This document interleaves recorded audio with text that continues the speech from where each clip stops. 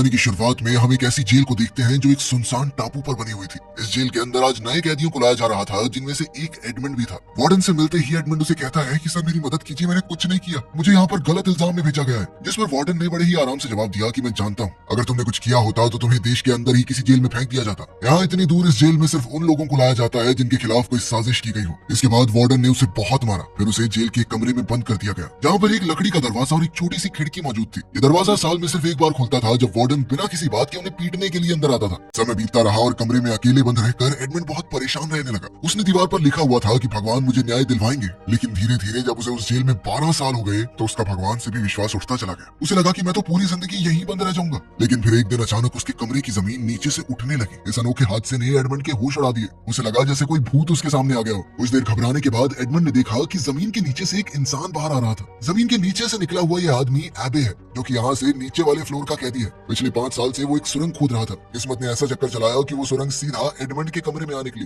मानो भगवान का कोई इशारा हो। एबे के आने से एडमंड को एक साथी मिल गया था, जिससे वो बातें कर सके, क्योंकि इतने समय से कमरे में अकेला बंद रह के वो पागल सा होने लगा था। इसके बाद एबे ने बहुत उत्साह से एडमंड को अपने कमरे में बुलाया। उधर एडमंड बहुत खुश था कि उसे पत्थरों से दीवार पर निशान बना बना के समय नहीं काटना पड़ेगा। और जैसे ही एडमंड एबे के कमरे में घुसा तो वो वहाँ का नजारा देखकर हैरान रह गया। एबे का कमरा बाकी कैदियों की तरह नहीं था, एक ठीक ठाक से होटल की तरह कह सकते हैं। वहाँ उसके आराम के लिए कुर्सियां थी और शेल्फ पर पता नहीं कितनी किताबें पड़ी थी। एबे ने एडमंड से वादा किया कि अगर वो सुरंग की खुदाई में उसकी मदद करे तो बाकी बचे समय में एबे उसे पढ़ा सकता है। एडमंड के पास वैसे भी कुछ खास करने को था नहीं, तो उसने तुरंत ही हाँ कर दी। इसके बाद वो दोनों खुदाई का काम शुरू करने ही वाले थे कि तभी उन्हें गार्ड के कदमों की आवाज सुनाई दी। डर से कांपता हुआ एडमंड तुरंत अपने कमरे की तरफ भागा और फिर उसने जल्दी से कचरे वाली टोकरी तैयार कर दी, क्योंकि गार्ड उसके फ्लोर पे भी आने वाला था। इस जेल में कमरे का दरवाजा सिर्फ 2 बार ही खुलता है, एक बार कचरा लेने और एक बार शाम का खाना देने के लिए। इसके अलावा पूरे दिन में दोनों के पास बहुत वक्त होगा, जिसमें वो बिना पकड़े जाने की चिंता किए आराम से खुदाई कर सकते हैं सुरंग की। इसके बाद एबे ने अपने बालों का एक छोटा सा गुच्छा काटा, पत्थर से चिंगारी निकालकर उसने बालों को जलाया और एक मोमबत्ती रोशन की।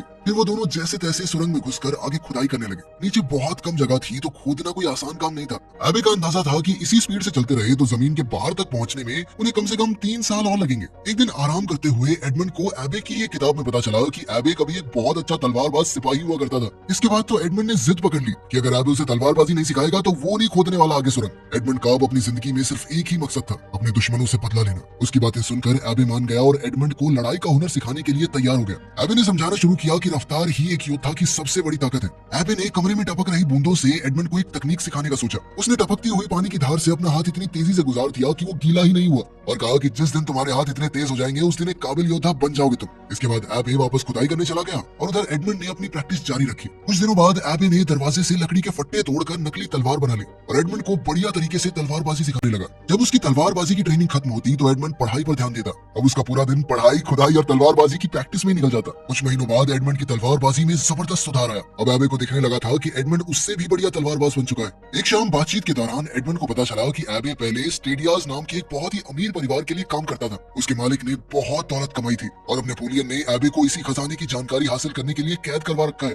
ये सुनकर एडमंड को बहुत गुस्सा आया, क्योंकि वो भी नेपोलियन के धोखे की वजह से ही अंदर बंद है। दिन पर दिन सुरंग की खुदाई उन्हें आजादी के और करीब ले जा रही थी। एक दिन उन्हें सुरंग की जमीन में पौधों की जड़ें दिखने लगी, जिससे एबे ने हिसाब लगाया कि वो दोनों बाहर निकलने के काफी करीब है। ये बात जानकर दोनों की खुशी का ठिकाना ही नहीं था, लेकिन जल्द ही कुछ ऐसा हुआ कि उनकी खुशी मिट्टी में मिल गई। सुरंग तेजी से हिलने लगी और फिर जोरदार आवाज के साथ बहुत सारे पत्थर और मिट्टी उनके ऊपर गिर पड़े, जिनके नीचे एबे दब गया। घबराकर एडमंड ने तुरंत पत्थर हटाए और एबे को बाहर निकाला। दरअसल उन्होंने गलत दिशा में खुदाई कर दी थी। सुरंग की खुदाई में उनसे जरूर कुछ गलती हुई थी, क्योंकि ऊपर से एक खाने वाला डब्बा भी नीचे गिर गया था। एक बहुत भारी पत्थर एबे की छाती पर गिरने की वजह से वो गंभीर रूप से घायल था। अपने फेफड़ों में चोट आने की वजह से किसी भी वक्त उसकी जान जा सकती थी। अपने आखिरी लम्हों में एबे ने एक कमजोर आवाज के साथ एडमंड को बताया कि कमरे में एक पत्थर के नीचे किताब मिलेगी, उस किताब के भी नीचे कुछ छुपा हुआ है। एडमंड को वहाँ से उसी खजाने का नक्शा मिला जिसके चक्कर में एबे यहाँ कारागार में बंद था। नक्शे को देखकर एडमंड बहुत चक्का रह गया। एबे ने उससे वादा किया कि वो इस दौलत का इस्तेमाल हमेशा अच्छाई के लिए करेगा और गलत कामों से जितना हो सके दूर रहेगा। एडमंड ने वादा किया, जिसके थोड़ी देर बाद ही एबे की मौत हो गई।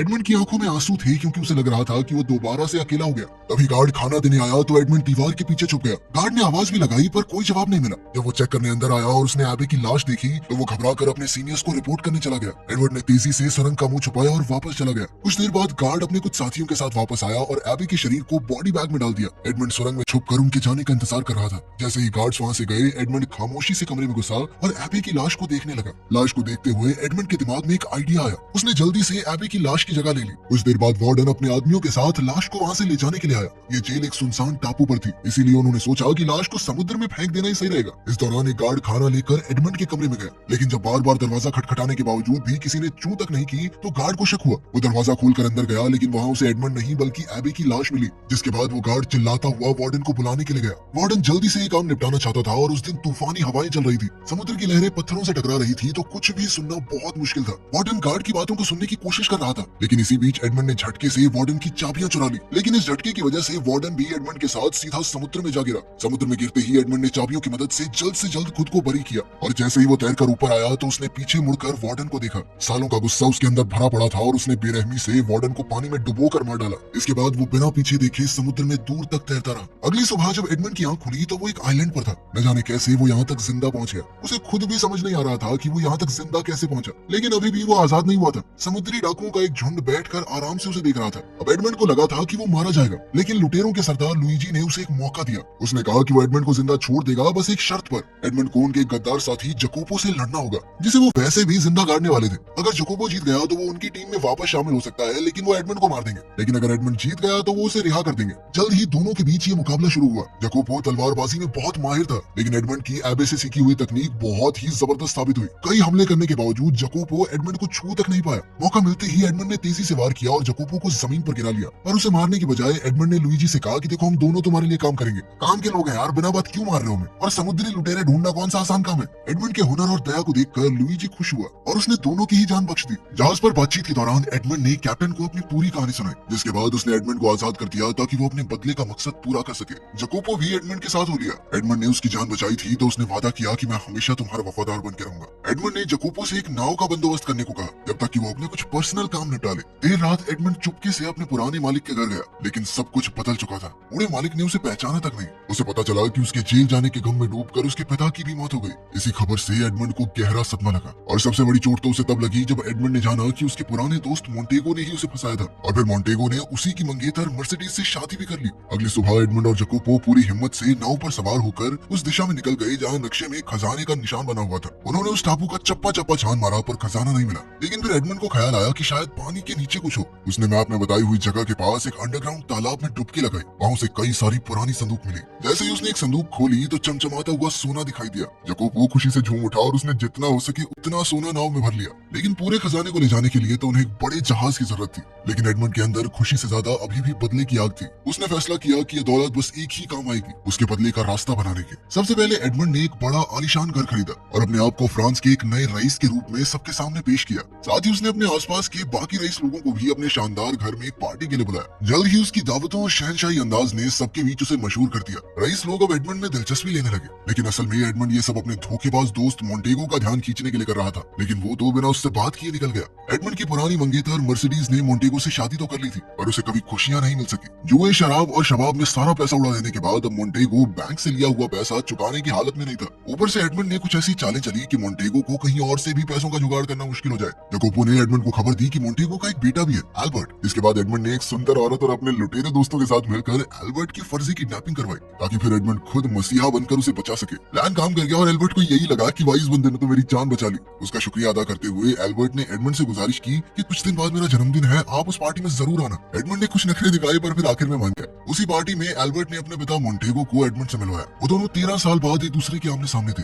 एडमंड का हुलिया अब इतना बदल गया था कि मोंटेगो ने उसे पहचाना नहीं, लेकिन मर्सिडीज ने जैसे ही एडमंड को देखा उसे एक अजीब सा एहसास हुआ और वो समझ नहीं पाई कि ये है कौन। लेकिन कुछ देर बाद जब एडमंड एक खास तरीके से अपने बालों को घुमा रहा था तो मर्सिडीज तुरंत पहचान गई, क्योंकि ये एडमंड की पुरानी आदत थी। एडमंड ये जानता था कि मोंटेगो को पैसों की सख्त जरूरत है और इसीलिए वो उसके आगे बढ़ा चढ़ाकर बोलने लगा कि भाई मुझे तो एक खास जगह से सोना मिल गया बहुत सारा, और कल ही जहाज में 100 किलो सोना आएगा यहाँ पे मेरा। और विल्फोर्ड साहब, सब कुछ आपको क्लियर करवाना पुलिस से। विल्फोर्ड एक करप्ट मैजिस्ट्रेट था जिसका इस इलाके की पुलिस पर पूरा काबू था। एडमंड की बातें सुनने के बाद विल्फोर्ड ने मोंटेगो के साथ मिलकर एक प्लान बनाया जिसमें वो एडमंड का खजाना यहाँ आने से पहले ही लूट लेंगे और फिर सारा सोना उनका। जिस पर मोंटेगो ने कहा कि एक आदमी है जो इस काम में उनकी मदद कर सकता है। दरअसल एडमंड को जेल भिजवाने में भी इन्हीं 3 लोगों का हाथ था और एडमंड ने अब जानबूझकर इन्हें इकट्ठा किया था। खैर, पार्टी खत्म होने के बाद मर्सिडीज चुपके से एडमंड की घोड़ा गाड़ी में जा बैठी। रोते हुए उसने बताया कि मोंटेगो ने उसे धोखा दिया, कहा कि एडमंड को फांसी हो गई। एडमंड को डर था कि ये सच उसके बदले के प्लान को बिगाड़ ना दे, इसीलिए उसने अभी के लिए मर्सिडीज को वापस जाने को कहा। इसके बाद हमने देखा कि एडमंड का सोने वाला जहाज लूट लिया गया। इसे अंजाम देने वाला मोंटेगो का ही आदमी था जिससे एडमंड को अपना बदला लेना था।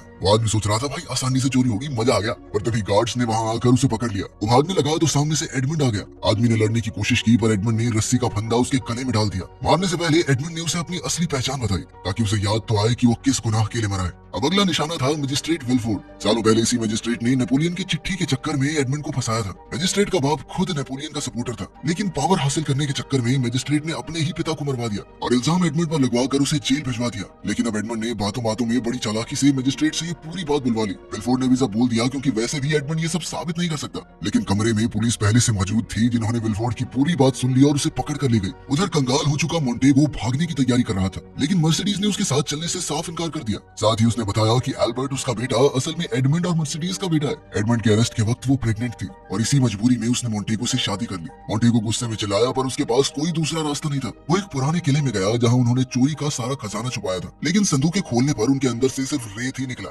आखिरी संदूक में सिर्फ एक छोटा सा चेस पीस निकला जो कि एडमंड को मोंटेगो ने ही दिया था। उसी वक्त एडमंड वहां आया और मोंटेगो समझ चुका था कि वो कौन है। गुस्से से पगलाए मोंटेगो ने तलवार से एडमंड पर हमला किया पर वो एडमंड का मुकाबला नहीं कर सकता था। एडमंड ने आसानी से उसकी तलवार गिराकर उसे दीवार से लगा दिया, लेकिन जैसे ही एडमंड आखिरी वार करने वाला था, एल्बर्ट ने बीच में आकर कहा कि मैं अपने पिता को ऐसे मरने नहीं दूंगा। इसी चीज का फायदा उठाकर मोंटेगो चुपके से बंदूक में गोली और बारूद भरने लगा। तभी मर्सिडीज भी वहां पहुंची और उसने एडमंड को रोक कर बताया कि एल्बर्ट उसी का बेटा है। ये सुनकर तो एडमंड होश खो बैठा। उधर मोंटेगो ने अपनी बंदूक से एडमंड पर निशाना लगाया, लेकिन जकोबो ने बिजली की तरह एक चाकू फेंका जिससे मोंटेगो का निशाना चूक गया और गोली अभी भी मर्सिडीज के कंधे पर जा लगी। इसी अफरा तफरी में मोंटेगो भाग निकला पर एडमंड ने उसका पीछा किया, लेकिन जब मोंटेगो ने घोड़े पर चढ़कर जबरदस्त हमला किया तो एडमंड की तलवार गिर गई। अब मोंटेगो जीतता हुआ मालूम पड़ रहा था, लेकिन अंत में एडमंड ने जैसे तैसे मोंटेगो को गिराकर जानलेवा वार किया। मोंटेगो की मौके पर ही मौत हो गई। अपने बदले की आग ठंडी होने के बाद एडमंड अपनी पत्नी मर्सिडीज और बेटे एल्बर्ट को लेकर उस जेल में गया जहां उसने 13 साल गुजारे थे। वहां उसे अपने गुरु एबे की याद आई। उसने एबे के बारे में सोचते हुए उसके पैरों में सर झुकाया और फिर ये पूरा इलाका खुद खरीद लिया ताकि किसी को भी वो सब न सहना पड़े जो उसने सहा